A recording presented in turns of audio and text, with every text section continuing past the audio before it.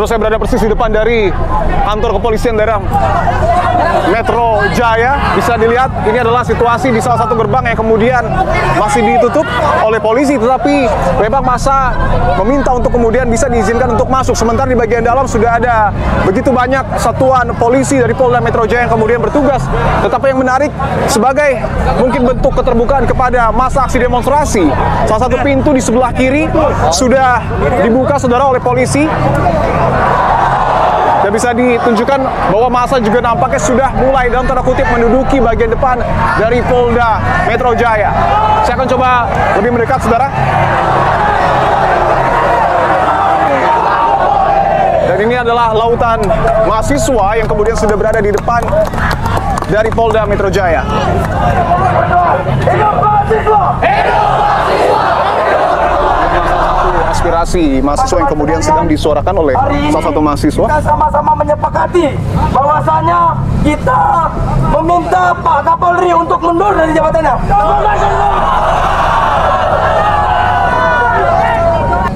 Maka oleh itu saya tegaskan kepada bapak-bapak kepolisian untuk segera dihadirkan pimpinannya. Semangat teman-teman! Saya peringatkan, apabila dalam kurun waktu 10 menit Kapolda tidak juga tiba, satu rangka revolusi. Semangat teman-teman! Sekalian, Itu yang kemudian disampaikan oleh salah satu ketua BMSI yang nampaknya meminta Kapolda untuk keluar dari Polda Metro Jaya untuk kemudian bertemu dengan massa aksi demonstran yang sudah masuk ke halaman dari Polda Metro Jaya. Bersama dengan Mas Ikram dan Mas Muzamil, Ketua BMSI yang saat ini memimpin gelombang mahasiswa yang berada persis di depan dari Kepolisian Daerah Metropolitan Jakarta Raya. Mas Ikram dan Mas Muzamil, terima kasih untuk waktunya. Satu hal yang ingin saya tanyakan dulu, apa yang kemudian ingin disuarakan dan menjadi poin tuntutan dari mahasiswa?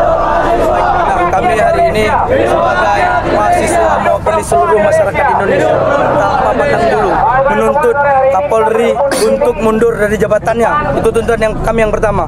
Yang kedua, kami menuntut untuk pelaku yang membunuh teman kami untuk ditindaklanjuti, tidak hanya dengan kata permintaan maaf.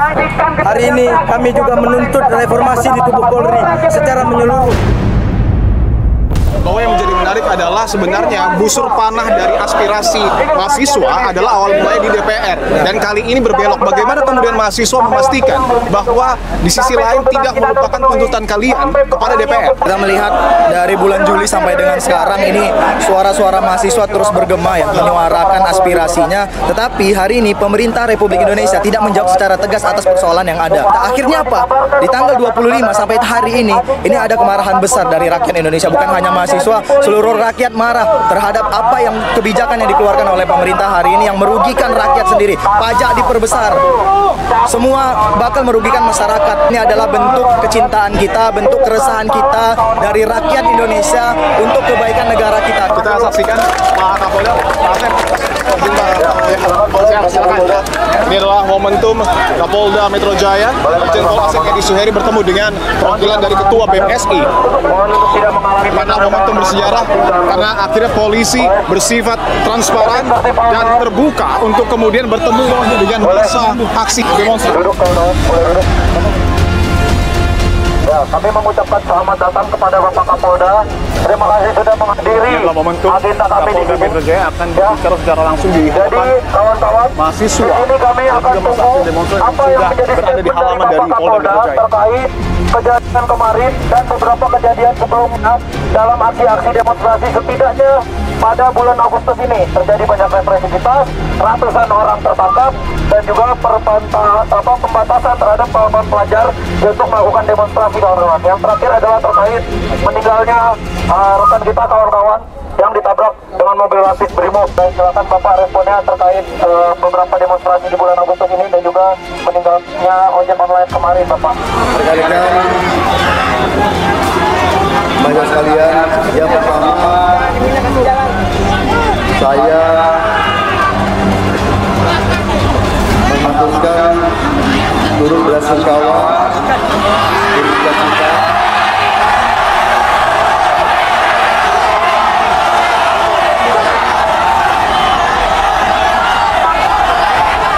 atas wafatnya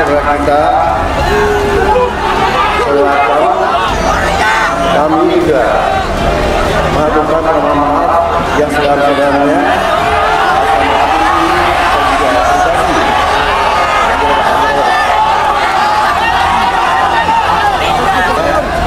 dan tentunya Bapak Kapolri sudah memerintahkan jajaran untuk memproses kasus ini secara terang-benderang. Tadi siang dari Eko, ya, sudah dirilis di Mabes Polri, ada 7 orang yang dilakukan pemeriksaan.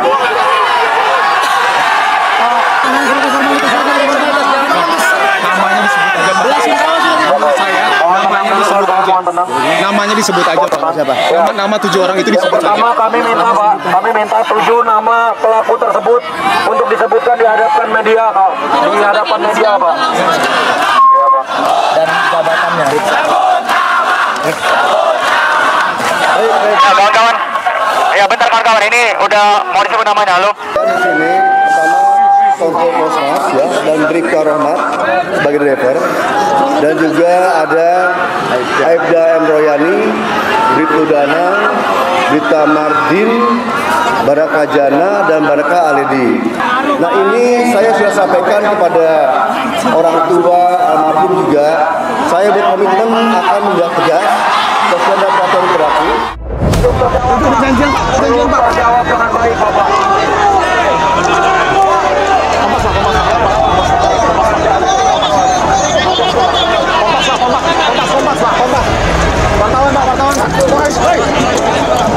Sudah nampaknya setelah Kapolda bicara di depan publik, masa kemudian mencoba untuk kemudian melempari beberapa ornamen ke bagian dalam dari Polda Metro Jaya.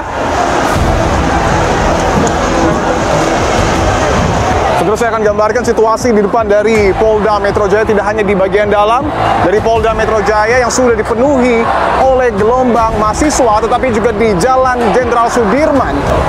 Dan memang sebelah kiri dan juga sebelah kanan dalam tanda kutip Polda Metro Jaya sudah terkepung oleh mahasiswa.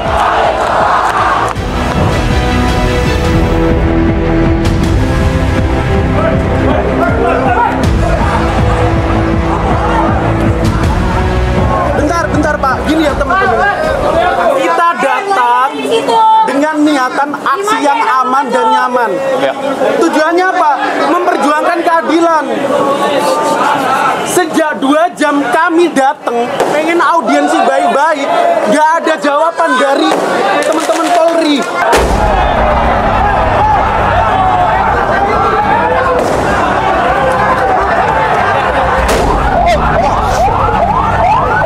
Suasana sudah semakin ricuh.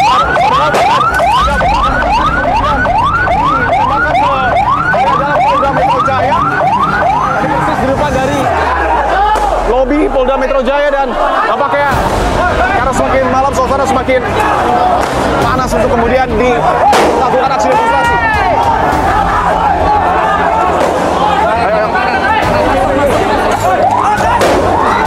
Kita akan coba.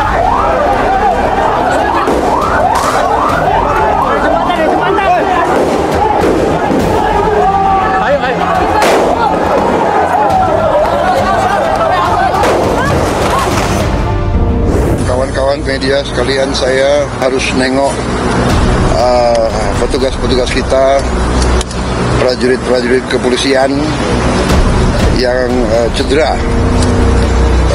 Selama ini ada lebih 40 yang cedera. 40 berapa? 43 yang cedera. Kalau demonstran murni yang baik justru oleh aparat harus dilindungi. Hak menyampaikan pendapat dijamin oleh undang-undang.